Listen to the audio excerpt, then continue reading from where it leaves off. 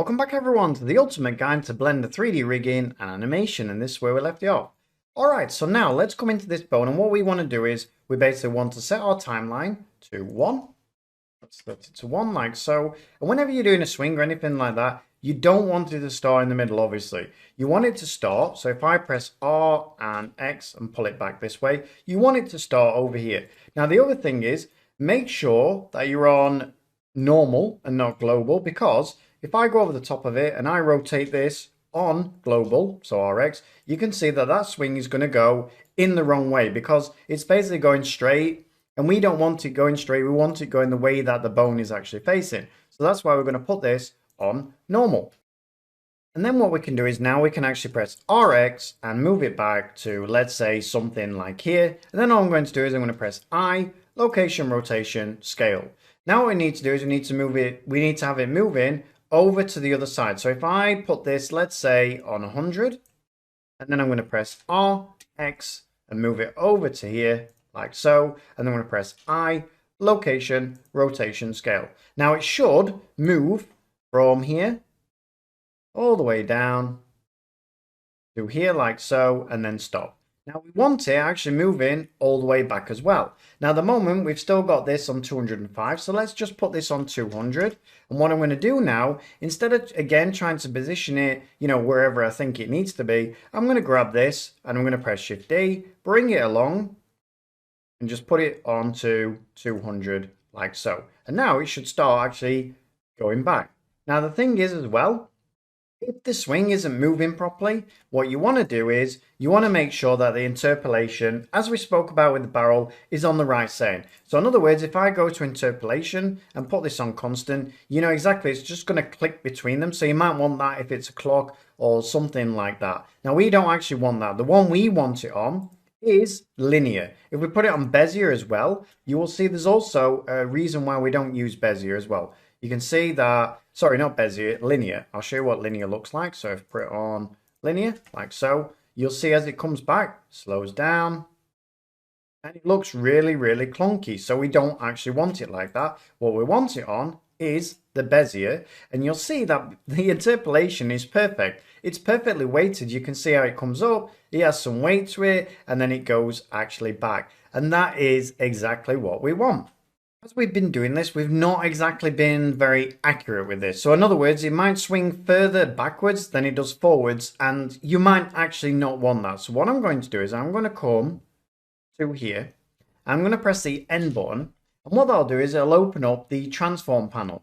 Now you can see that it's mainly the X that is moving. So you can see this is on 229. As I move this over, you'll see that that X moves backwards and forwards, and you can see now it goes to 229 here, and you can see in the center though it's only on 226. In other words, we're a little bit out on this. So the easiest way to do your swing actually is start your swing wherever you want it, come over to where the X is and press Ctrl C, so then it will be exactly copied there. And then what you're going to do is you're going to come over to the 100 like so, and then what I'm going to do is I'm going to press minus Ctrl V, enter, and there you go. Now the swing will be going as far back as it is forwards, and they're perfectly in line. The one thing though I did forget to do is you can see it's on minus 0.226. It shouldn't be, it should be 0.229. So I'm just going to click it again. I'm going to click minus Ctrl V, enter, and then what I want to do is now I want to reset this actual key. So basically I need to insert the key, so I can press I over here as well, or I can press I in the actual viewport, and now you'll see that this should move really, really nicely backwards and forwards like so. So there you go, that's our actual swing actually done. And once you've done that, what you can do is you can come to object mode and you can just hide these bones out the way, and then we can swing and let it swing.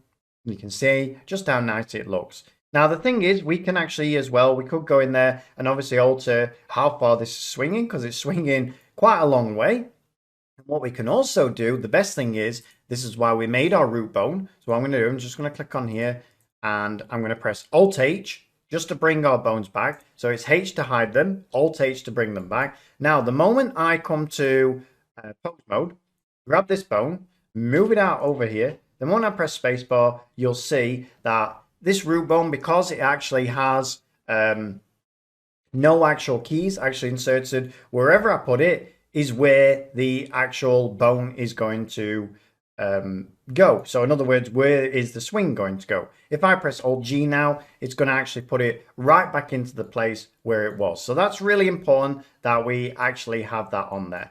All right, everyone, so that's basically the swing exercise done. So what I can do now is I can put this back onto object mode and come over now and I can shut this down. Now let's open up our wheel turning like so. And in this exercise, what you're going to do is you're going to find out how to automatically put in movements without actually pressing the insert key, which is really, really handy if you've got a lot of movements to actually get through. So let's actually look at that now. So the first thing I'm going to do again is we'll base it over 200 like we did with the last exercise. So I'm going to put it on 1.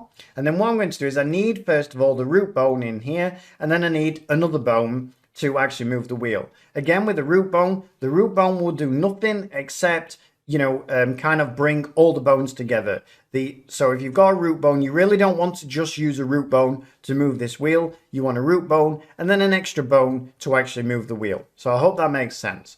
So first of all, we need to get the root bone in the center. So I'm going to click on the wheel. I'm going to press tab. I'm going to come, grab the center of my wheel, press Shift S, cursor selected, press the tab button, and now I'm going to bring in my bone. So Shift A, bring in an armature, and there is my bone. I'm going to scale it up a little bit because the scale of it really doesn't make any difference to the wheel whatsoever. And then I'm just going to press R and Y 90, and you can see I've pulled it out here. I don't really want it pointing this way because it's the root bone. So I'm just going to press RZ 180, and you can see it's not moving correctly. The reason it's not moving correctly is because I'm still on normal, so I'm going to put it in global. Then I'm going to press RZ 180 and just spin it going the other way. Now what I can do now, I've got my root bone in there, I can just pull it out a little bit like so, make it a little bit bigger, and what that means is it's really, really easy for me to see and really easy for me to move this around if I need to.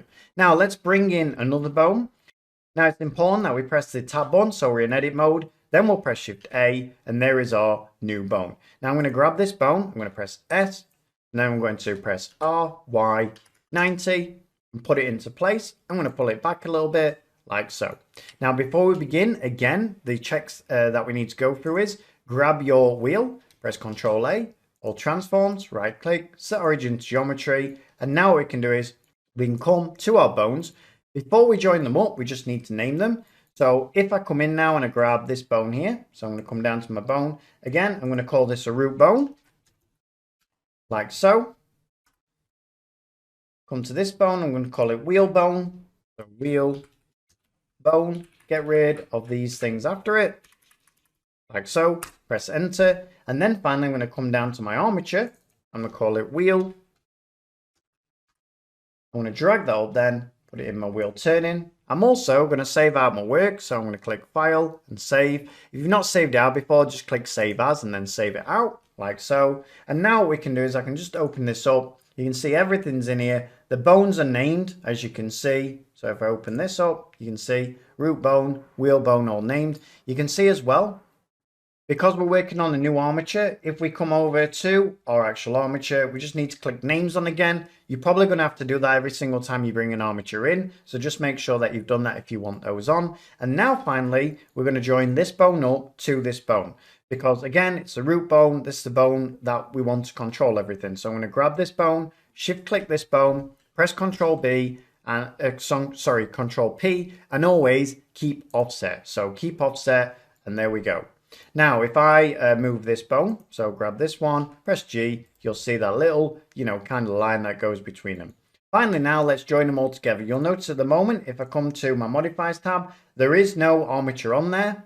If I come to the little green icon, there's no actual bones on here as well. So what I'm going to do is I'm going to grab my bones, grab my wheel, press Ctrl P. I'm sorry, I got that the wrong way around. Grab my wheel, grab my bones, press Ctrl P, and then what we're going to do is, again, we're going to put it on with empty groups, because It's going to make it just far easier because it's just going to be one bone that's going to turn the whole wheel. So we put on empty groups like so.